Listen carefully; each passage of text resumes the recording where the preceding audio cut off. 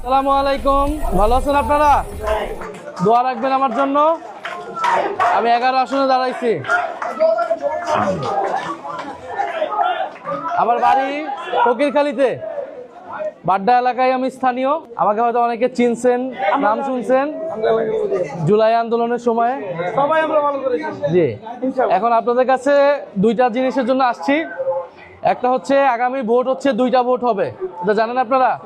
একটা গণভোট আর একটা হচ্ছে সরকার নির্বাচনের ভোট। একটাতে হচ্ছে আপনাদের পছন্দের প্রার্থী বা মার্কায় সিল মারবেন, আর একটা হ্যাঁ অথবা নাতে ভোট মারবেন। তো আমাদের দাবিটা হচ্ছে, আবদারটা হচ্ছে, আপনারা অবশ্যই সবাই হ্যাঁ এর পক্ষে ভোট দিবেন। হ্যাঁ এর পক্ষে মানে হচ্ছে এগুলো সংস্কার হবে। আগের যে হাসিনার যে স্বৈরাচারী ব্যবস্থা, সেটা পরিবর্তন হবে, মানুষের কথা বলার অধিকার থাকবে। আমরা এই জন্য হ্যাঁ এর পক্ষে ক্যাম্প